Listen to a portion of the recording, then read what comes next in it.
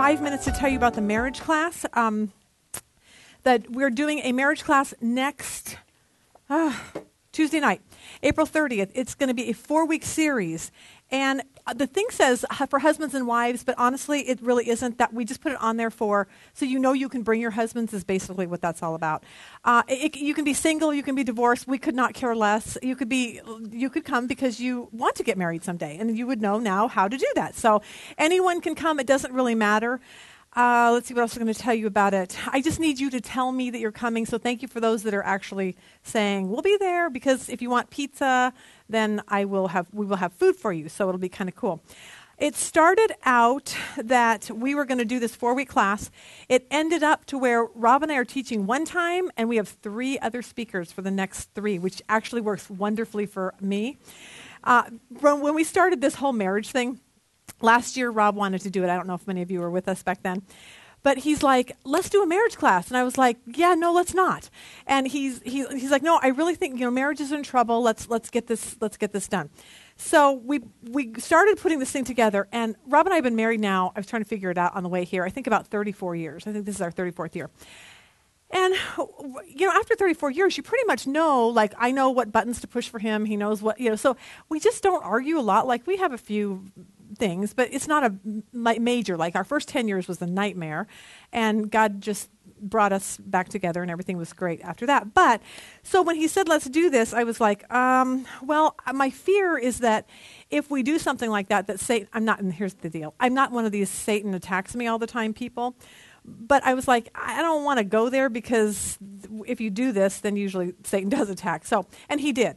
And so I realized this when we were walking out our door and we were going on a walk, and we're standing in the middle of the driveway, and he pops off and says something to me, and I popped off, and then he got frustrated with me, and so he walked ahead of me. And unbeknownst to me, my other son pulled up behind us, got out of the car just in time to hear me scream at Rob in my driveway at the top of my lungs, I am never, ever teaching a marriage class with you if you don't get back here and talk to me right now. Okay, so I hear from behind me one of our kids saying, the children don't like it when mommy and daddy fight. So I'm like, okay, thank you very much. So marriage is just like that, okay? So I want everyone to know that when you come here, there's reasons for marriage being like that. And the reason why we have a marriage class is we've got really great speakers. The first week, Rob will talk about our story and how God took 10 years of a really awful marriage and he restored it and how he did that, so that'll be a cool deal. Second week, we've got, I told you, Phil and Lan Unger will come. She hated her husband, wanted out, and God, right before she walked out the door, just changed her life, gave her a love for him. They have the coolest marriage. Third week, we just got Don Wooster. He's a Christian psychologist. He's the coolest guy ever. He and his wife are going to come speak. They speak all over the country on marriage. So we're so excited to have him. And then the fourth week is be Pastor Tom Schrader, and he and his new wife. And so we got a really great lineup. So come and join us is kind of what I want to tell you to do that. So, but anyway, I wanted to tell you that I thought about this week that marriage is like an eyelash. Okay, this is what I thought. Because I have this eyelash that is growing in right now, and it's driving me nuts, okay? And everything in me wants to take the tweezers and pluck it out because that's how much it drives me nuts.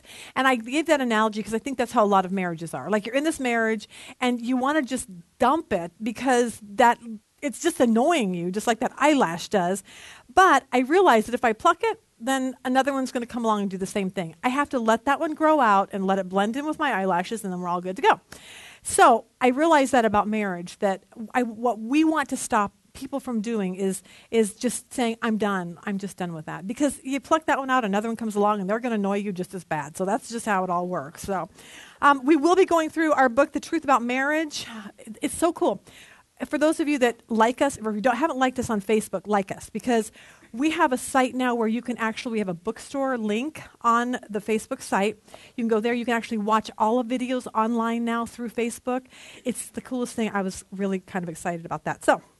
So come and join us for that. There's cards back there. If you know somebody that needs their marriage, figured out, then make sure you give them a card back there.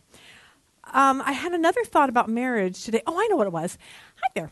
If you, for the marriage thing, I was thinking, and for those of you that won't be there Tuesday, I just want to throw this out. This will be like a little snippet that I'll say the first thing. Marriage is really interesting. When you first get married, you think there's all this lovey-dovey, oh, we're just going to live happily ever after and be, always love each other. And it dawned on me with one of my kids. When he got married, his wife had a really bad back, but I don't think they really knew how bad it was. And he suffered from depression. Most of you know Micah. And when they got married, they got married really fast. Like they dated in, I think it was June or July. They were engaged in November, married in March. Okay, so there's not a whole lot of time. And most people was like, oh, I can't wait to get married and build a house. It's so much fun. Okay, then they get married. And suddenly it's like, oh crap, what did I do? Okay. But what happened is suddenly her back got really bad and she couldn't move. Okay. And now he's going, well, that's not what he didn't say that, but I'm thinking in his mind, he's probably thinking, well, that's not what I married. And then for her, he went into a serious depression where he's told you when he was here, had to go get help for this.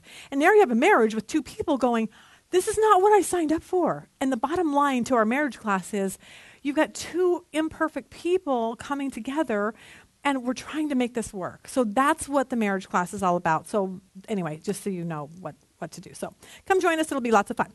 Okay, Luke, if you are new with us today, or if you are joining us online or on Roku, if you go to our website, to connectingthedotsministries.com, you can get our handouts. That's where all the handouts are. We are on lesson, I have no idea, 25 today. Get the handouts, and you can follow along with us on there. If you're new, we are working our way through the Gospel of Luke, and we just take side steps along the way, and we learn something, how we can connect our faith with our life. That's the whole point to this whole thing. Now, last week we met a man by the name of Levi, who we know now is the man who wrote the Gospel of Matthew. So you have Matthew, which his other name is Levi. So Jesus walks by and says, Levi, I want you to follow me.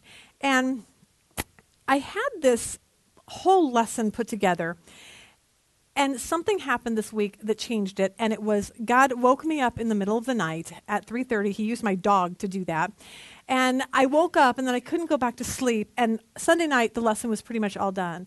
And the more I laid there thinking, God was like, I need you to go in a different direction with this. And so today, if you are watching online or you are here, I want today to be the turning point in your life to say, if you're wondering, does God love me? The answer to that question is going to be yes, a resounding yes. I want you to know that he woke me up in the middle of the night to give this lesson to you so that you would know he loves you. He wants you to get past your past so that you can move on with your life because he's got really great things for you. But you have to get past that. And I want to show you by Levi how that happened. Now, Levi, as we talked about last week, was a tax collector. For us, that's no big deal. We think the IRS guy living next door. But a tax collector in those days was a really bad thing. They were like thieves, murderers. I mean, they were bad guys. They were greedy. They stole from you. Okay, nobody liked them. So that's who Jesus walks by and says, I want you to follow me. So for our day today, it would be like the stripper, the alcoholic, the neighbor down the street who's sleeping around, the drug addict, the prostitute, you name it. That's when we think of Levi, I want you to think about that. And what I want to tell everyone today is that it does not matter at all how much you have sinned in your past. It matters nothing to God. He wants you to have a brand new start from today on and move on with your life. And he loves you that much. And I want to show you how that all happens. Last week, Levi has this hugely dramatic conversion. He's sitting in his tax booth. Jesus walks by. And suddenly Levi determines in his mind it is time to put away my past and move forward into my life. And so today I was going to go through three things. And I wanted to talk about religion, and next week we're going to do that in a really big way, because a lot of people are very religious, but they don't know Jesus, and I want to be able to show the difference. I am going to frustrate a lot of people next week, because I'm going to show you that if your church is telling you to do something, and the Bible says differently, and you're listening to your church, we got some serious issues. I will be bringing up a church in this world, and I will show you how they say they're Christian, they are not. I will explain why. It will make some people angry, But I want this Bible study to be about what does the Bible say. I don't care what a church or a tradition says. I care what does Jesus say. What does he say it means to follow him? It's the only thing that matters. And if we're teaching Bible, that's what we have to do. So when God woke me up Monday morning and said, I want you to, he didn't say it, but it's kind of like I knew I had to change the lesson. And it's dawned on me as I sat down something really, really important about Levi, that Levi had to learn how to get past his past. If Jesus had walked by and said, Levi, follow me, and Levi said, yeah, I can't. My past is too bad. I've hurt way too many people. Nobody likes me. Everyone doesn't, I'm just too bad. I can't follow you. I think of the ramifications. We would have Mark, Luke, and John as Gospels. Matthew would never have been written because he wouldn't have gotten past his past and all the people that he hurt or whatever his past was. He couldn't get past that, and then Matthew would never have been written. But it dawned on me that he didn't do that. He said, I am not going to do that. I'm going to follow you, Jesus, and I'm going to let you come into my life and change me from the inside out, and I'm a new person. Okay, the past is gone. And I want us to talk about today the people who are stuck. They're stuck in this. I can't get out of this. I can't move on. I think God hates me. I think he's mad at me. And I want you to walk away today saying, that's not true. He loves you. He has a plan for you. If you are living and breathing and you say, I am a follower of Jesus, then he wants to move you on so that you can serve him for the rest of your life. And so we'll talk a little bit about that. I know I've mentioned this before, but I think I went a different way with it. We were driving home one time from an Easter thing, and we came to our road, and there was a big blockade, and we couldn't get through because there had been a big accident. And down the road, there was a family, mom, dad. I think she was about 4, Haley was about 4, and Jenna was probably about 6 months. And they were just driving around thinking, oh, I want to move out to the country, and this will be kind of fun, a little drive out on a Sunday. I'm thinking the kid was probably 16 or 17 who was in a big truck, and he was with his friends, and I'm assuming the music's too loud and everything that's going on. He doesn't see the car as they stop. He slams into this car. It kills the baby and hurts the 4-year-old. And so we got some serious issues going on here. And every day that I drive by, they have made a memorial to Jenna who died. Now, I get that because I've never lost a child. I don't want to lose a child. I pray I don't. Some of you have. It's devastating. I get that. So I'm not going off on their story because I get the devastation of it all. So they make a memorial right where this kid hit the car. And every single year there's something new. Every single week, I would say. Balloons for Jenna's birthday that would have been. Christmas that Jenna would have been able to make it at. Easter, I just saw him out there the other day putting big Easter eggs there. So, and I started thinking as I drove by, I thought, I get their devastation, but I can't imagine what this child, the 16 or 17-year-old, that has to drive by that every day if he still lives there. And it's a constant reminder of what he did to someone's life. He destroyed their family. He killed a child. And he was never, there was nothing wrong. He wasn't drunk. He was just being a kid and did something stupid. And the consequences of that will be forever ingrained in his life. And I just think every single day he goes by there, he has to look at that. And I think that some of you are right there. You're like, every day I notice that my kids don't have a father because I had an affair. Every day I see my kids aren't growing up the right way because I was an alcoholic most of my life. I mean, you fill in the blank, whatever it was that you did that you just can't get over and you're so regretful. And I want today to say, it's time to let it go. It really is. It's time to say, today, God, I want you to take whatever it was that I can't get over now, and I want a fresh start. It's so important to me. I always say, do this. Admit it. Write it down on a piece of paper. I don't care what you have to do. I had an affair. I was a drunk. I was this. Whatever your issue is, write it down. And then put a match to it and burn it up, because I'll tell you what, it's never remembered in the eyes of God. It just isn't. When you come to him, every single thing you did in your past, nailed to the cross, he doesn't remember it. So why in the world are we spending our life, our short little life, worrying about stuff that we did in the past? We can do nothing about it, but we have today. We have today that we can move forward, and I want us to be able to do that. I think that today I wanted to just give you hope that if Levi had come into his following Jesus with this big weight of his past on him, where would we be? We wouldn't have all the cool stuff that's in the Gospel of Matthew. He would just be sitting at home saying, Jesus could never forgive me. I'm too bad. It's just not true. I think when Jesus walked by, I can imagine the scene. Levi, follow me. Jesus, I can't. What do you mean you can't? I've been too bad. Really? You've been too bad? That's why I came. I came for sinners. I came for bad people. I came for people who did stupid stuff all their life. That's what Jesus came for. And he doesn't, the thing we're going to talk about next week too is this whole idea of religion. People think they're so self-righteous and I'm so religious and Jesus is like, I didn't come for them. I came for the ones that have a really bad life. That's what I came for. Look in your handout, Psalm 103. This is what I picture Jesus saying to Levi. Bless the Lord, O my soul, and forget none of his benefits, who pardons all your iniquities, who heals all your diseases. Stop there. He doesn't say part of it. I forgive you for everything but the drugs, the alcohol, the affair. Nope, not forgiving you for that. He doesn't say that. He says, I pardon everything. Who redeems your life from the pit. And I'll tell you, some of you people that are watching this or listening, you're thinking, I feel like I'm in a pit. And I want you out of that pit today. I want you free because Jesus wants you free.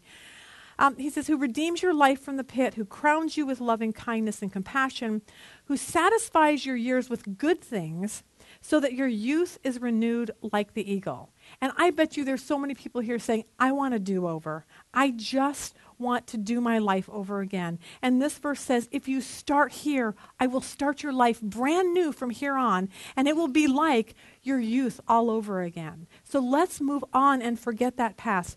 Look at verse 12. As far as the east is from the west, so far has he removed our transgressions from us. Just as a father has compassion on his children, so the Lord has compassion on those who fear him. For he himself knows our frame. He is mindful that we are dust. And I love that. It's not like he's shocked, like, oh my gosh, look what they did. He's like, I know that you guys are like dust. You came from dust, you're going to dust, whatever. And he's saying, I want to forgive you and move on. Please take that as a message from God today to say, I need to start today. He wants you to start a brand new life. Because here's the deal. If you are a Christian, then God has a job for you. We talked about this last week, that as a believer in Jesus, our job is ambassador. So it's our job to go out into the world and share him with other people. You cannot do that if you're weighted with sin, if you're constantly remember your past. God doesn't like me. He hates me. He's mad at me. No, he's not. Get away from that and move forward and say, I have a job to do.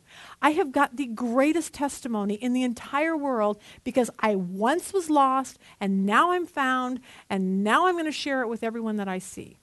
It's a cool thing. Use your past to the glory of God because that's what he wants you to do. The problem is your consequences may not change.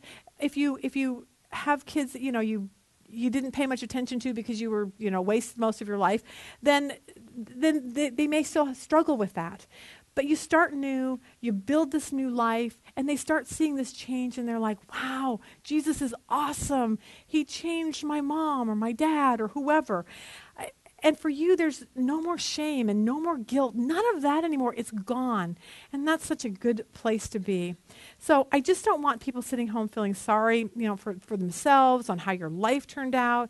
He wants you to get out and go talk to people and tell people how awesome he is because he can redeem anything in your past. And I want you to know that. So when I started this lesson, it just dawned on me that a lot of people are probably where Levi is, and we all have a choice. You have a choice, I have a choice.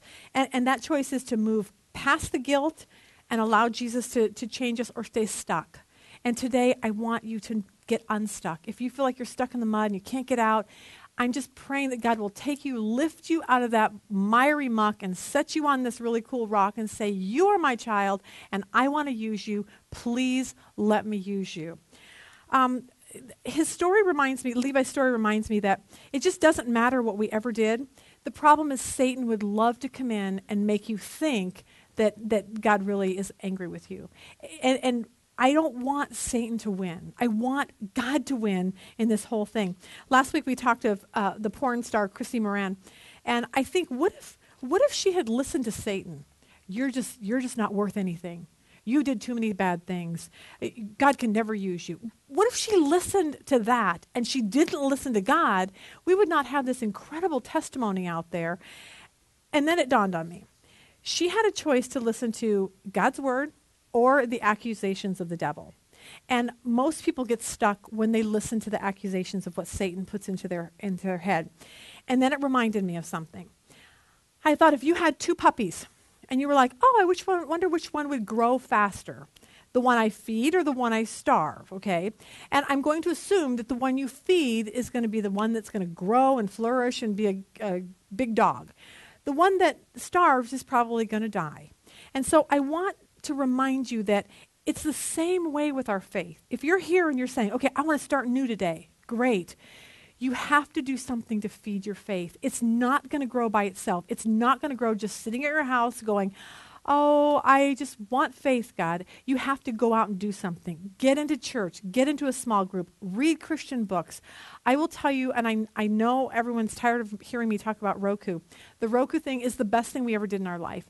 I just listened to Stephen Furtick this morning from Elevation Church. I listened to Craig Rochelle yesterday of Life Church. These guys are incredible teachers, and so when I'm putting my makeup on or I'm any downtime, I'm listening to sermons, reading books, anything to do with God.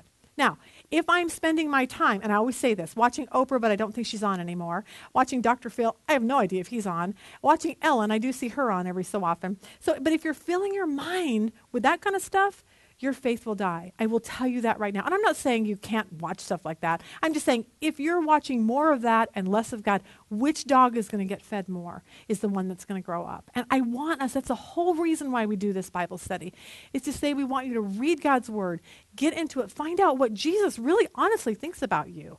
That's what we want to do here. I was thinking about the bombers for this, for the Boston Marathon bombers, and I was actually shocked. Rob and I were talking, and I'll talk about it more in Revelation today, but I actually was heartbroken at this 19-year-old who was stuck in that boat. And he's sitting there, and he's been shot, and Rob goes, he's a terrorist. And I'm like, no question he's a terrorist. No question he deserves everything he's going to get.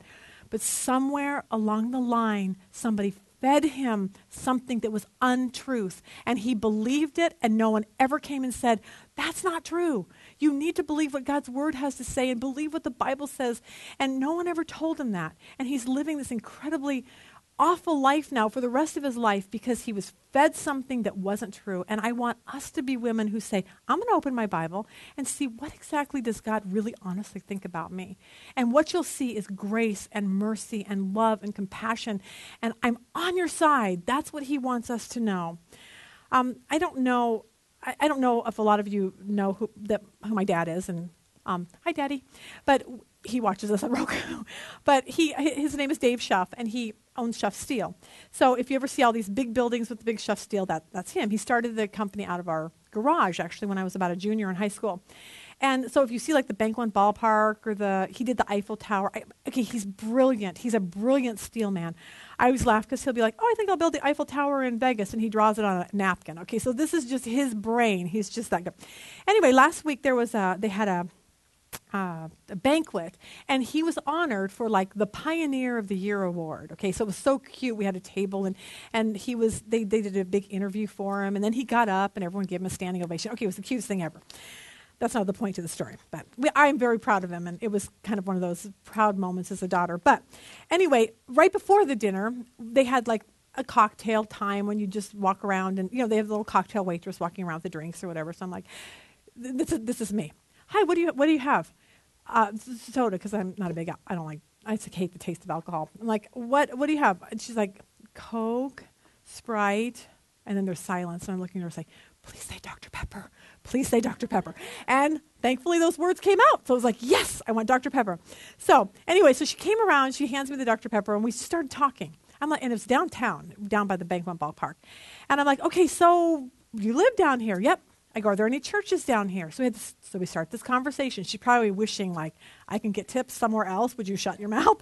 But I wanted to talk to her, and I said, do you go to church? No, I used to all the time. I said, you don't anymore? No. Kind of busy. I have to work at nights. I don't go anymore.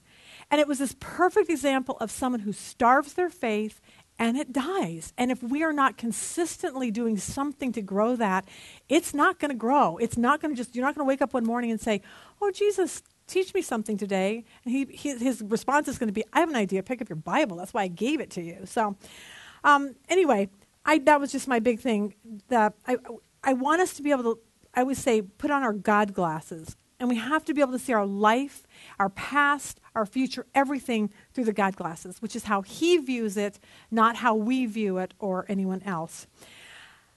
I just think that we have to realize that our past is covered by the blood of Jesus. He has forgotten it. If he has forgotten it, we have to forget it and move on. Look at 2 Corinthians 1, 3-4 in your handout. Blessed be the God and Father of our Lord Jesus Christ, the Father of mercies and God of all comfort, who comforts us in our afflictions, so that we will be able to comfort those who are in any affliction with the comfort with which we ourselves are comforted by God. He's saying, you had a problem, God saved you out of it, comforted you through it. Now your job is to go help someone else. That's what the Christian life's about. If we turn so far, it's me, poor me, we miss the whole point of being a Christian. It's go out. If you start serving someone, you would be shocked at how your life will change.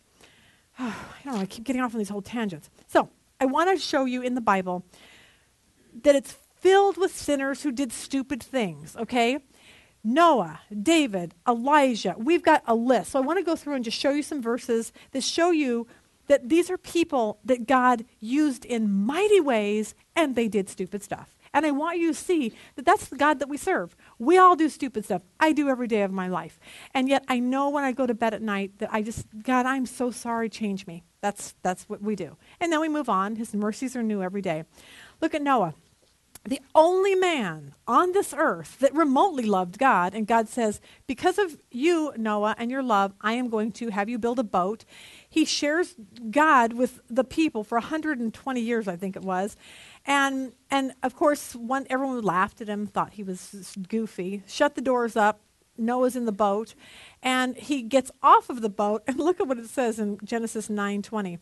Noah began to be a man of the soil, and he planted a vineyard. He drank of the wine and became drunk and lay uncovered in his tent, and Ham, the father of Canaan, saw the nakedness of his father and told his two brothers outside. Now, we're like, okay, whatever, but in the context of this, that would be like, Noah is this man of God. Like, he gets off the boat, they worship God, he trusts God, he serves God, and he does something stupid. He gets drunk, gets naked. That would be like your pastor, like, why is Pastor so-and-so running down the street drunk and naked? You'd be like, okay, that's just creepy, whatever. Okay, kind of the same scene here. You're thinking, men of God shouldn't do that. Noah shouldn't do that. He did, but God still used him in a mighty, mighty way. I look at Genesis 12, talking about Abraham. Abraham, the man of faith. Look at how the man of faith acts. Now there was a famine in the land, so Abram went down to Egypt to sojourn there, for the famine was severe in the land. When he was about to enter Egypt, he said to Sarah, his wife, I know you are a woman beautiful in appearance, and when the Egyptians see you, they will say, this is his wife. Then they will kill me, but they will let you live. So say you're my sister, that it will go well with me because of you, and that my life may be spared for your sake, but for my sake. Oh, you're thinking, really? This man of faith, this guy who's like, God says, Abraham is my man. And you're like, really? He lied, which put Sarah in a whole lot of jeopardy. Like, she was so beautiful that Pharaoh was like, hey, I want her in my harem. So he like pimps out his wife, and you're thinking, really? This is the man of faith? God, you really want to use someone like that? And God says, yeah, I really do. He is my man. He's mine. So we do stupid stuff. Okay, we got to get over it. Moses, our great Moses. Look at Exodus 2:11. One day when Moses had grown up, he went out to his people, looked on their burdens, and he saw an Egyptian beating a Hebrew, one of his people. He looked this way and that, and seeing no one, he struck down the Egyptian and hit him in the sand. Moses, kill some guy. You're like, really, God? And you want to use a murderer? And yet look what God uses him for in Exodus 14:21. Then Moses stretched out his hand over the sea. The Lord drove the sea back by a strong east wind all night, made the sea dry land, and the waters were divided. The people of Israel went into the midst of the sea on the ground, and the waters being a wall to them on their right hand and on their left. And you're like, really? Moses, someone who killed someone, and you're going to use him to part the sea and lead the nation of Israel out of Egypt? And God's going, yes, that's exactly who I want. Moses is my man. I don't care about his past, okay? I want to use him now in the future. We look at David, had an affair, everyone knows that. Bathsheba murders his lover's husband. And there's one point in the Bible where David wants to take a census or do something, and he's not supposed to, and he does it anyway, disobeys God. And because of it, 70,000 of his men are killed. 70,000. So if you think that you're such a sinner, like, oh, I hurt one person. Okay, David's sin cost 70,000 people their lives. Think how you would feel if that was you. And that's what I'm saying. And you're thinking, well, what does God say about that? He says, David is a man after my own heart. A man after my own heart. He loves me so much.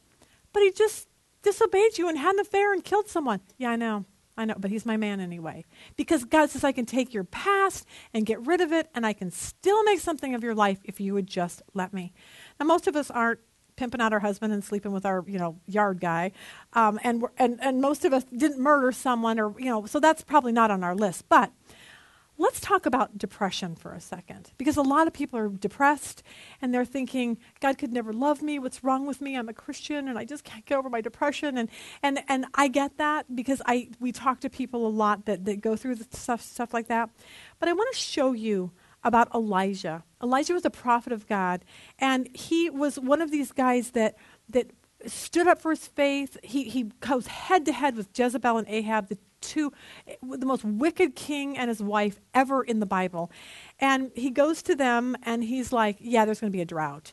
And there was, and everyone wants to kill Elijah, and he stood up for his faith. And so you have this scene where he finally meets up with all the Baal prophets of Baal, and there's this big contest, and Elijah sees God literally like fire from heaven, and God wins, Baal doesn't, is what it looks like. Elijah goes, kills all the prophets, and there's like 450 of them or something, kills them all. Okay, then he prays to God for the drought to be over. Here comes the rain. Okay, the guy's incredible, loves God. God is all on his side. But look what happened right after that happened. 1 Kings 19, verse 2. Then Jezebel sent a messenger to Elijah saying, so may the gods do to me and more, if I do not make your life as the life of one of them by this tomorrow. So Jezebel, wicked Jezebel, says, yeah, Elijah, you're so done. And look at after everything that Elijah just saw, look what happens. Then he was afraid, and he arose and ran for his life and came to Beersheba, which belongs to Judah, and left his servant there. But he himself went a day's journey into the wilderness and came and sat down under a broom tree, and he asked that he might die, saying, it's enough now, O Lord, take away my life, for I am no better than my fathers. And here is a man who has seen God do incredible things. You are talking the pastor of all pastors, and you're like, but he's depressed. How do you love God and love Jesus and be depressed? Because it happens. It just does. And we got to learn how to get past that and know that if you're depressed, it's probably a season. Get some help. We have our Discouraged book that says, go get on some medicine if you need to help you through this time. Maybe it's something in your life. Maybe it's hormonal. We're women, okay? We just have hormone stuff. That's just the way it is. Sometimes you need a little click here or there or whatever, so no problem that. Go. But for him, you're wondering, but God can't love me if I'm depressed. Yeah, he can, because look at what he did with Elijah. 2 men in the Bible did not die. Elijah was one of them. And you're like, well, he was depressed. How could he be a man of God? Look what 2 Kings 2:11 says. And as they they still went on and talked, behold, chariots of fire and horses of fire separated the two of them, and Elijah went up by a whirlwind into heaven. So, here's the deal. God said, Elijah, I love you so much regardless of your depression. I love you even though you wanted to die, okay? I love you that much. I'm even going to come get you with a chariot and fire, and I'm not even going to make you die. How's that? That's how much I love you. And I just want us to realize that people in the Bible struggle the same way as you and I struggle, and we all have that same choice. Now, you may be here and you're like, well, I walked away from my faith. I was a good Christian girl when I was young, and then I got into college, did stupid stuff, and I walked away from my faith, and I haven't been to church in years, and Jesus cannot possibly love me. And I want to show you Peter. Peter, the rock, the man who followed Jesus. He's in Jesus' inner circle. Peter, James, and John. And right as Jesus is getting ready to be taken and crucified, we see this in Luke 22, verse 31. Jesus says, Simon, Simon, behold, Simon is Peter, behold, Satan demanded to have you that he might sift you like wheat. But I have prayed for you that your faith may not fail. And when you have turned again, strengthen your brothers. So stop there for a second because that just hit me. It's like he's saying, I want you to realize that when you come back to me again, I want you to strengthen other people. Use what you've been through to help others. That's what I want you to do. Verse 33, Peter said to him, Lord, I am ready to go with you both to prison and to death. And Jesus said, I tell you, Peter, the rooster will not crow this day until you deny 3 times that you know me. And Peter's like, yeah, that won't happen. But look at Luke 22, verse 54. Then they seized him, Jesus, led him away, bringing him into the high priest's home. Peter was following at a distance, and when they had kindled a fire in the middle of the courtyard and sat down, Peter sat down among them. Then a servant girl, seeing him as he sat in the light and looking closely at him, said, This man was also with him. But he denied it, saying, Woman, I do not know him. This is Peter. And a little later, someone else saw him and said, You also are one of them. But Peter said, Man, I am not. And after an interval of about an hour, still another insisted, saying, Certainly this man also was with him, for he too is a Galilean.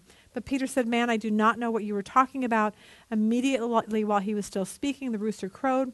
The Lord turned and looked at Peter. Peter remembered the saying of the Lord, how he had said to him, Before the rooster crows today, you will deny me 3 times. And he went out and wept bitterly. And some of you are at that point where you just want to weep bitterly because you're like, I once was this, I denied Christ. And I want you to know that that's okay. You can come back to him. There's nothing that has ever separated you from that. Look what happens when Jesus is resurrected in Mark 16. And he said to them, Do not be alarmed, 16 verse 6. And he said to them, Do not be alarmed. You seek Jesus of Nazareth, who was crucified. He has risen. He is not here. See the place where they laid him. But go tell his disciples and Peter that he is going before you to Galilee. And I love that. He separates Peter. He didn't say, hey, go tell the disciples and John. He said, go tell the disciples and Peter, because Jesus knows that Peter is devastated. He denied him 3 times. And that's scary and frightening and sad and heartbreaking and all of that. And yet Jesus says, I love you this much that I will single you out and say, it's okay, Peter, just come back to me. And I want us to know, I want you to know that if you are there, that you've walked away from God, any moment you can give it up. Say, God, Jesus, I want you in my life. I want you to run my life. I don't want to just play the Christian game. I'm going to go to church and I'm going to say I'm a Christian. No, I give my life to you. Now do with me whatever you want. Use my story in the past to help someone. That is my job from here on out. So, on the topic of will God forgive me, the answer is yes, yes, yes, a resounding yes. And he has forgotten your past and he wants to use you. So move on, just like the men in the Bible, and that's why we read the Bible, so that we can see what they did, so we can follow in their footsteps. Okay, one last verse, Philippians 3:13. Brethren, I do not regard myself as having laid a hold of it yet, but one thing I do, forgetting what lies behind and reaching forward to what lies ahead. Nothing you did in your past ever is held against you if you are a follower of Christ. Move on. It says, forget it and move on. And that's what I wanted today to be about. All right, let's head to the next section real quick. Okay, we have 10 minutes. I read something yesterday about a man, and he went to this community meeting, prayer meeting, and he sat at this table, and he was telling the group of men, they were probably, this guy was about 50, and he was telling these men, I'm so excited to retire, and when I retire, I told my wife this morning that I'm just going to sit around the house and watch TV all day long. And the men looked at him, and they're like, you've got to be kidding, like, why would you do that? And the one guy stood up and said, if you do that, you will be dead in a year.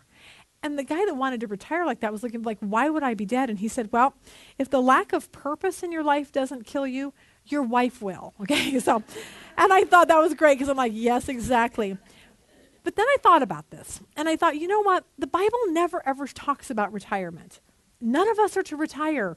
When God is done using us for his kingdom, we'll be dead. Until that point, we don't retire and just like, you may retire from your job, but your overarching job that we talked about last week is following Christ and serving him till the day that you die. And so I think that if you're here and you're breathing, he wants to use you. And I want us to remember that. So throw your past off, start today. And that was my heart for what we were talking about. All right, let's just go to the next thing real quick. We saw last week Levi gets up, follows Christ, and the first thing he does is throw a big party. And it's like, yay, I want all my sinner friends to know the freedom that God has. So he throws a party. And then you have the ridiculous Pharisees, the religious people of the day, come in. Look at verse 30. I think we're at Luke 5:30. The Pharisees and their scribes began grumbling at his disciples, saying, "Why do you eat and drink with the tax collectors and sinners?" And Jesus answered and said to them, "It is not those who are well that need a physician, but those who are sick. I have not come to call the righteous, but sinners to repentance." And this is the stuff that we need to read about when we say, this is why I love Jesus. He doesn't care about the self-righteous group of people that think they're so good because they do good things. He says, I have come for those that know they're sick and know they need a Savior and know they need help. That is who I come for. And I want to read something today, and it's really kind of long, but I want to end with it. And I don't like to do that a lot, but this was kind of an important story that we didn't get to last week. But I want us to realize that in our life, we have one of two choices with people. And I learned this yesterday. We can either be a judge or we can be a doctor. And most of us would say, oh, I'm a doctor, because a doctor wants to take people and help heal them. That's your job, make them better. Unfortunately, we live in a world where Christians, many Christians, me included, are judges. I want to be a doctor, but I'm a judge. I'm at the tanning booth a couple years ago, and I was getting ready to go in just as this lady came out. This lady comes out, she's screaming, she's cussing, F this, F that, blah, blah, blah. There's ants in here, okay? I'm thinking, that whole thing, just because there was an ant in your room, give me a break. Okay, so I was really annoyed, and I'm looking at her like, what's your problem? You're just, who does that? Who talks like that? And blah, blah, blah. So I went off in this, in my mind, of course. That's a judge. That's a judge that says, what's wrong with you? Okay? On the other hand, if I were a doctor, I would have been like, I need to pray for you. Silently, because she might have hit me if I said, can I pray for you? But I think there's this big difference. Yesterday, it was a really tough afternoon. The night before Cheyenne, she said, Mom, and I don't get the whole tweeting world in high school, and if you go to this high school, you might have even heard this. Somebody got on and made a Twitter account, whatever that even means, okay? So, and it was not nice. And what whoever it was posting, it was really ugly things about people in the school. Joe so-and-so, you're fat. So-and-so, you're ugly. So-and-so, I mean, it was horrific, and it was filthy, and it was everything about it was just a nightmare. And so yesterday, Cheyenne called me when she got out of school, and she said, Mom, she said, whoever it was that did this Twitter account put this girl's name at the top as if all of this stuff was coming from her. So now the whole school's in an uproar. She said, Mom, someone just ruined her life. So they had this big mob after school that's going to go beat the living tar out of this girl, okay? And all of these people, they had to get her to the office and escort her into the office to keep her safe. Okay, it was a bad deal. And I told Cheyenne, I said, please tell me that you are a friend of this girl. And she's like, Mom, I used to know her, and, she probably, she brought on her own things in her life. And I was so sad. I started crying, and I said, Cheyenne, you have no idea what this girl has lived through in her life. You don't know. I don't know the girl. But I said, Cheyenne, you have one of two choices. You are either going to judge her in front of all your friends. Yeah, she shouldn't have done that, and she should have slept with that guy. She shouldn't have slept with that guy, and she should. Or you could be the person that's the doctor and says, you guys, let's pray for her. Okay, so I'm a wreck. Okay, so I'm just like, so I hang up with the phone. We had a conversation about that. Dusty gets in the car. I literally was sobbing. I was so upset. I'm like, Dusty, do not ever, ever talk about people like this behind their back or tweet. I said, what is this world coming to? And he said, Mom, she's my friend. I go to school with her. And I said, you text her? He goes, Mom, I've been texting her for the last hour. He said, I text her and said, I just want you to know I'm always your friend. And if there's anything I can do. And she wrote back and she said, somebody set me up. And she doesn't even know if she'll ever be able to come back to school here again now because of it. And so we were at Walmart and she said, Dusty texted her and I said, tell her we will pick her up. She's still in the office after school. She can't leave yet. I said, tell her we will pick her up and take her to the rec center and she just to get her out. And she wrote back and she said, thank you so much, Dusty. I just want to go home, but I can't yet because people are at my house. Okay, this is the horrifying thing that these kids are living through. And I was so heartbroken because I thought, but it made me think about us as women. Like, these are kids, and you get that. I said, high school is just stupid. We're women. The neighbor next door is sleeping with the neighbor next door, okay? This lady's working 2 jobs. She's a single mom, and her kids are unruly, and we're gossiping about her because it's like, can you believe that her kids are like that? Yeah, her kids are like that because her husband's an idiot and doesn't pay child support, and she's stuck doing this. And who are we? We're judging her. And I want us as women to come in and say, I don't want to judge anymore. I want to be a doctor. I want to be there to help people. And I know we're not going to get through this story, but I want to, we have 2 minutes. Let's just look at it real quick, and then we'll end. Eyes of a doctor, eyes of a judge. Let's suppose that you're on your way to work each morning. You usually stop at Starbucks. You tend to get to the store at the same time. You usually see a young girl who gets there about the same time you do. On many mornings, you find yourself standing next to each other in line. In fact, you both order the same thing, double espresso with skim milk. She seems to be into the gothic culture, black hair, black clothes, knee-high jack boots, black fingernails, black lipstick, piercings in the nose, lips, ears, and eyebrows, and scattered tattoos. She usually has a backpack that she has to take to get her money. Sometimes it seems hard for her to hold the backpack, get the money, and pay for the coffee all at the same time. She doesn't make too much eye contact with others. You wonder whether you should strike up a conversation with her, maybe offer to hold her backpack while she pays. You're not sure what to do with the whole gothic bit, and you don't know whether she'd give you a dark look and not say anything. Should you try to be friendly? Maybe find out what brings you both to the same Starbucks each morning. See if she ever tries any of the other specialty coffees. Move toward greeting her each morning. Learn about other parts of her life. Yes, by all means, move into her world. Make a comment one day about how the barista probably already knows both of your orders as soon as you walk in. Offer to hold her backpack while she pays. A couple of days later, tell her your name and ask for hers. If she misses a few days, tell her you hope she wasn't sick and the next time you see her. Why move into her world? Because with the eyes of a doctor, you see a hurt that God can heal. You see an anger and alienation. Maybe it's because of sexual abuse from a stepfather, a brother, or an older boyfriend. But you see the heaviness, the sadness. With the eyes of a doctor, you see a hurt that God can heal. There's a man at work that everyone shakes their head at. He's been divorced a couple of times, and both his ex-wives are suing him for past child support. He's a deadbeat dad, way behind on his support, sending them just a little bit every so often. He's been living with another woman and her small child, but a couple weeks ago he slapped her around pretty hard. She called the cops. He spent a couple nights in jail. She kicked him out. Now he has a restraining order against him. He's currently living in one of the cheap motels that rents by the month.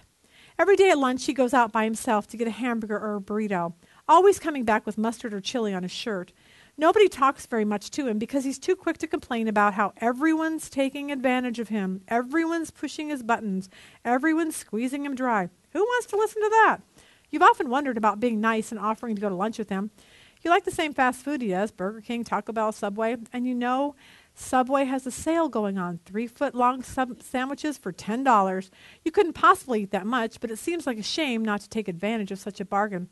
Should you invite him along one day? Yes. By all means, move into his world. Go to lunch with him. When you get to Subway and you both sit down with your sandwiches and chips and drink, ask him if he's watched any of the baseball playoffs. Who's he rooting for in the World Series? Mention that it's just about the worst umpiring you've ever seen. Why move into his world? Because with the eyes of a doctor, you see hurt that God can heal. You see a bitterness at life, failing at relationships, blaming others instead of knowing how to change himself. You sense his fear of future, no money, a criminal record on the books, and his desperation over being all alone in the world. With the eyes of a doctor, you see a hurt that God can heal. Your company has a co-ed softball team that competes in the city league. They're looking for a couple extra players. You like softball. You like the feel of connecting on a pitch, running down a fly ball, making a clothesline throw on one hop to home plate to nail a runner to try to score. The first game is next Tuesday, and they're pushing you to join, but you're not sure. You like softball, but you don't know about playing with the people in the office. You went to a company picnic a couple months ago where there was a pickup softball game. Some of the guys were drinking a lot of beer, getting pretty raunchy in their comments, and some of the women on the other team, about some of the other women on the other team. Some of the wives of your coworkers were loudmouthed. They flirted with their other husbands. The parents yelled mean things at their children, but nothing to control them. And in the parking lot, one of the married men from the office who had come to the picnic by himself was behind his pickup truck, going at it pretty heavy with one of the single moms in the office. Do you want to deal with all that every week? Should you join the team? Yes, by all means. Move into their world, get to the park, shag those balls, and run those bases. Bring some Cokes to put in with their beers. When one of the women on the other team lines into a gap between center and left for a stand-up double, instead of questioning her sexual preference, shout out, "Great hit! Did you play in college?" Buy a cheap glove for the single mom's kid. Ask if he wants to be a bat boy. Have him sit beside you at the bench and teach him the strategies of the game.